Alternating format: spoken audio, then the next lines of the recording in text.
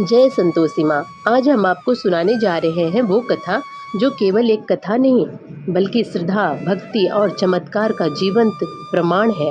ऐसी कथा जिसने भी सच्चे मन से सुना उसकी हर मनोकामना पूर्ण हुई।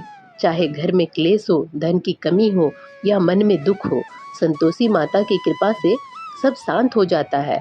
कहते हैं जहाँ संतोषी माता की पूजा होती है वहाँ संतोष, सुख और समाधान अपने आप आ जाते हैं।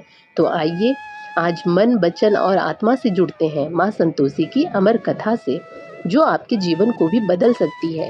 एक बार सच्चे मन से सुन लीजिए, शायद यही वो पल हो जब आपकी हर समस्या का समाधान माँ संतोषी स्वयं दे दे।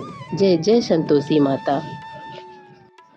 अगर आप शुक्रवार का व्रत करते हैं तो शुक्रवार की व्रत कथा अवश्य सुननी या पढ़नी चाहिए। ऐसा करने से माता की पूजा अर्चना संपूर्ण होती है।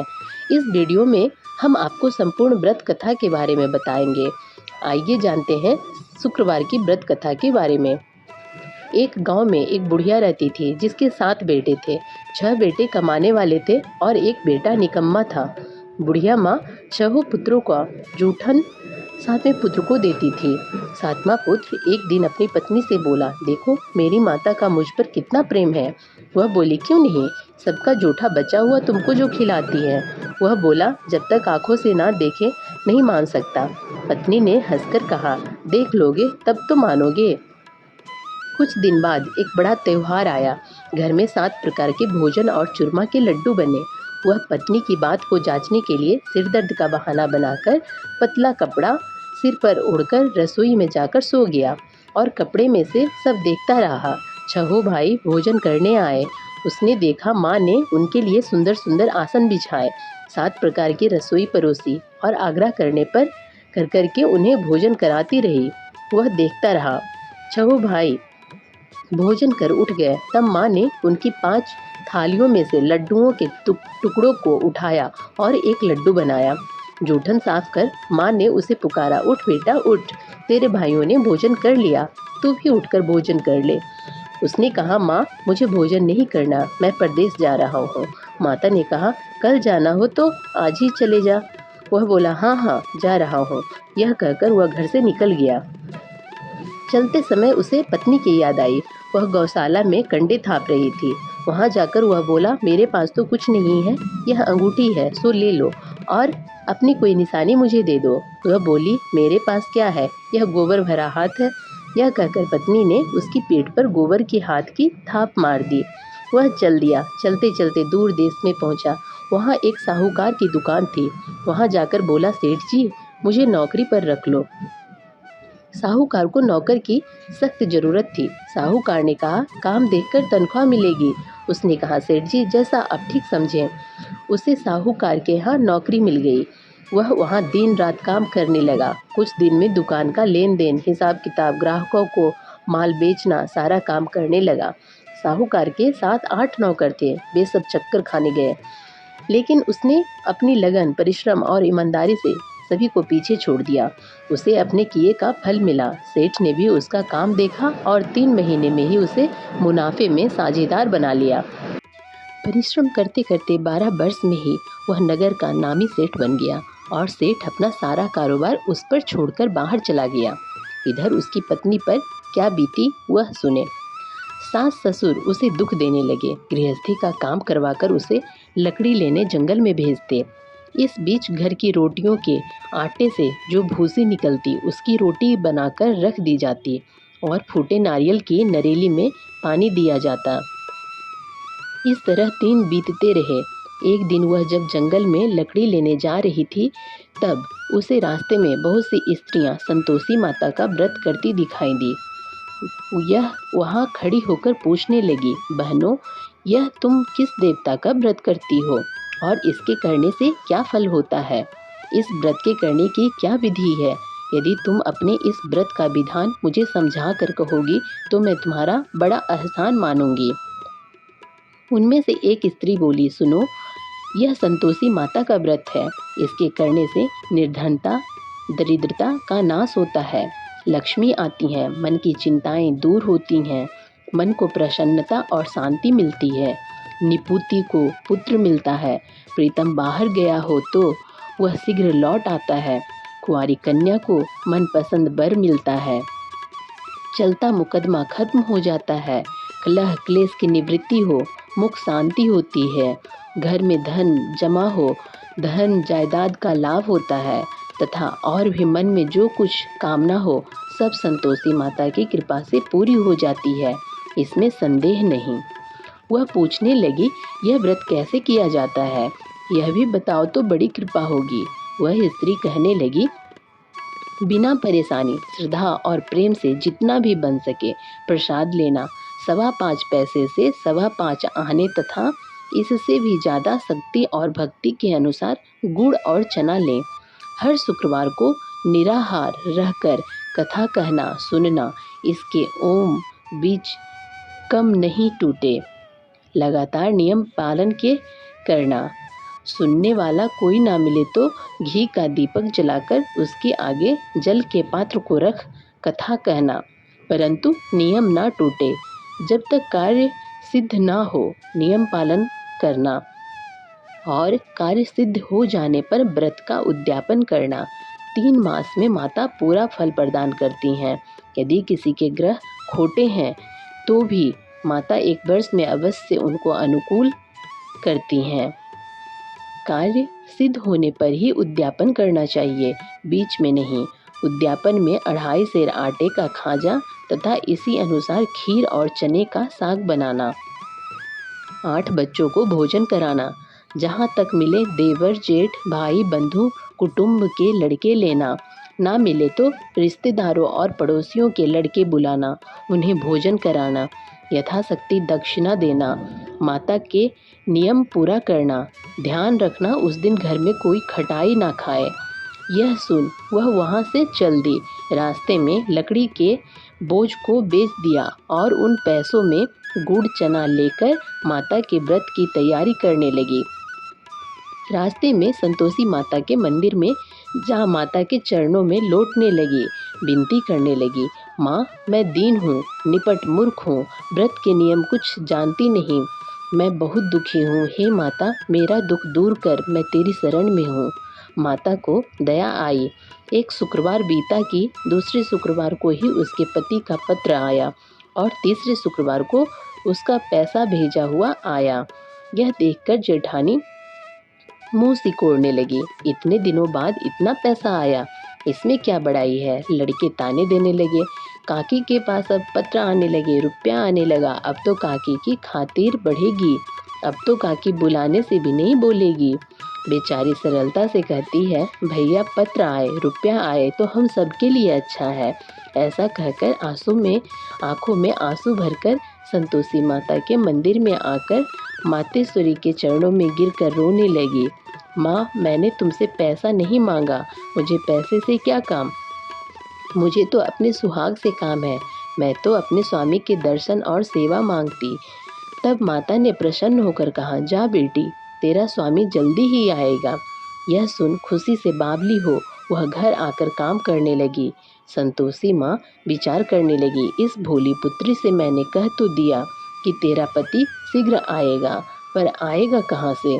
वह तो इसे स्वप्न में भी याद नहीं करता। उसे इसकी याद दिलाने तो मुझे ही जाना पड़ेगा। संतोषी माता ने उस बुढ़िया के बेटे को स्वप्न में समझाया, पुत्र तेरी घरवाली कष्ट उठा रही है। यह बोला, हाँ माता यह तो मुझे भी मालूम है, परंतु क्या करूं, वहाँ कैसे जाऊं।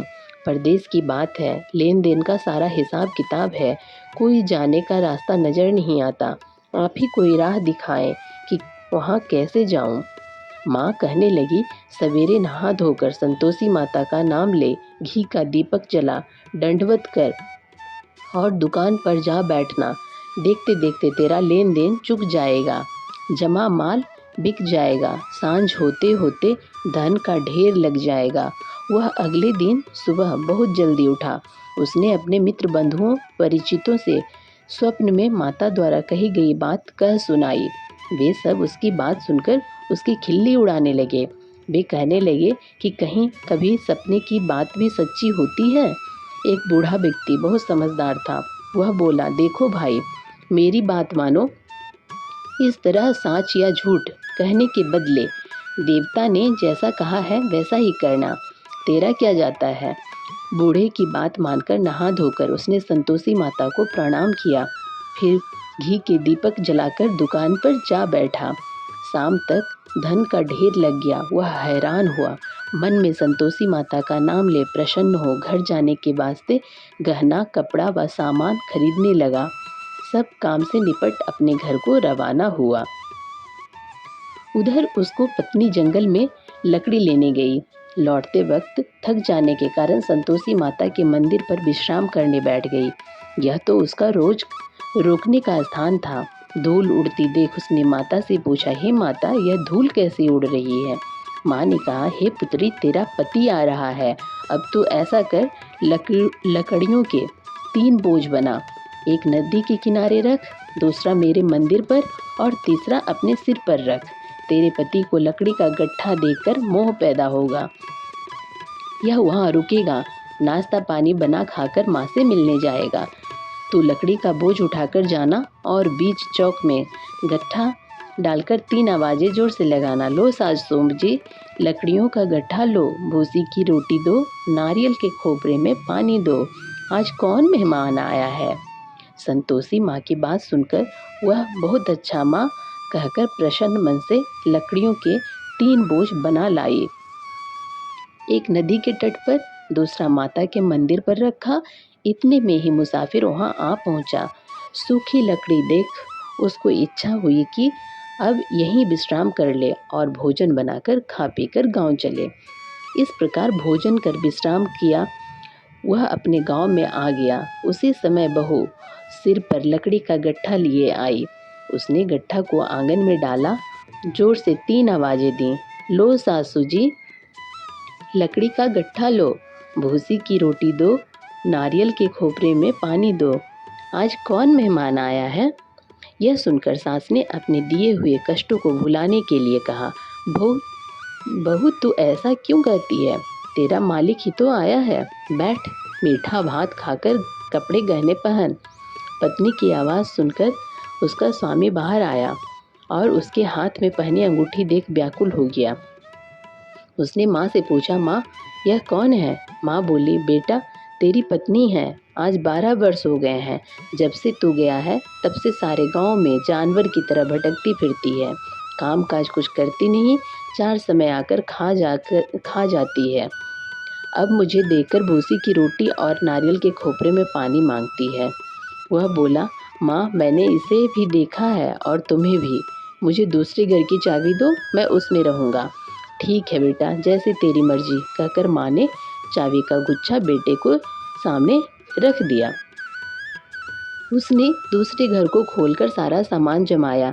एक ही दिन में वहाँ राजा के महल में जैसा ठाट बाट बना लिया। अब क्या था, वह सुख भोगने लगी।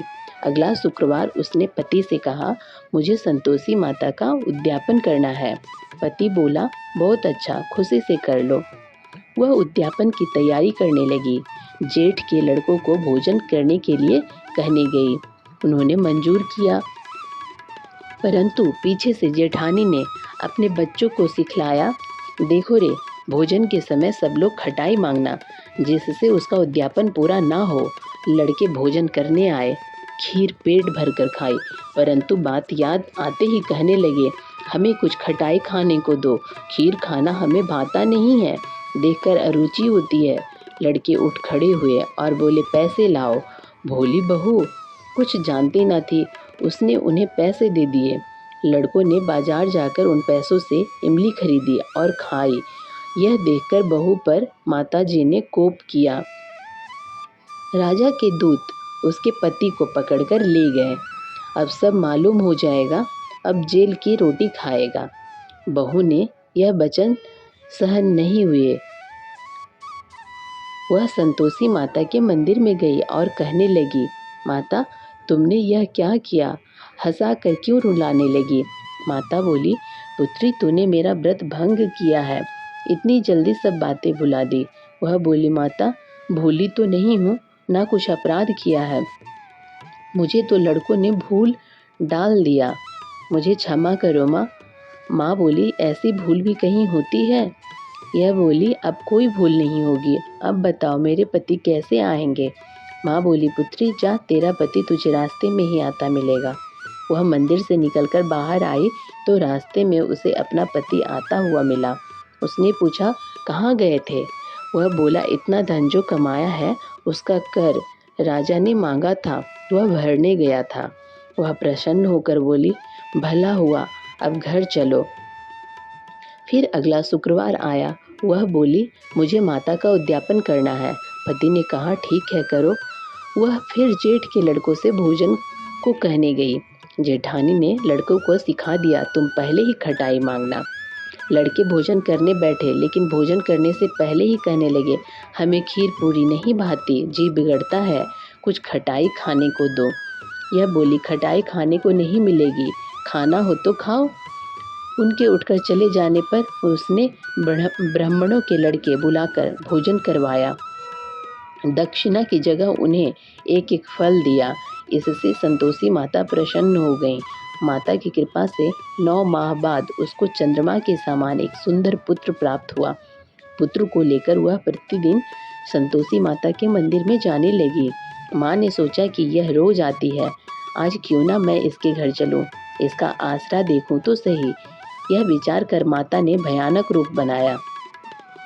गुड़ और चने से सना मुख, ऊपर से मुंड के समान होठ, उस पर मक्खियां भिनभिना रही थी।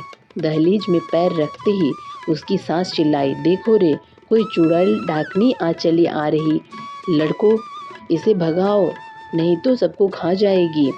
बहू रोशनदान से देख रही थी, वही प्रसन्न हो उठी। आज मेरी माता मेरे घर आई है, यह कहकर दूध पीते बच्चे को गोद उतार दिया। इस पर उसकी सास ने क्रोध से भरकर बोली, अरे कैसी उतावली हुई है, जो बच्चे को पटक दिया। इतने में माँ के प्रताप से जहाँ देखो वहाँ लड़के ही लड़के नजर आने लगे। यह बोली, माँ जी, मैं जिनका व्रत करती हूँ यह वही संतोषी माता है। इतना कह उसने झट से घर के सारे किवाड़ खोल दिए। सबने माता के चरण पकड़ लिए और विनती कर कहने लगे, हे माता, हम मूर्ख हैं, अज्ञानी हैं, तुम्हारे व्रत की विधि हम नहीं जानते, तुम्हारा व्रत भंग कर हमने बड़ा अपराध किया है। हे माता, आप हमारे अपराधों को क्षमा करो। इस प्रकार बार बार कहने पर संतोषी माता प्रसन्न हुई। इसके बाद उसकी सास कहने लगी, हे संतोषी माता, आपने बहू को जैसा फल दिया वैसा ही सबको देना। जो यह कथा सुने या पढ़े उसकी मनोकामना पूर्ण करना। इस प्रकार संपन्न हुई माँ संतोषी की यह पावन कथा।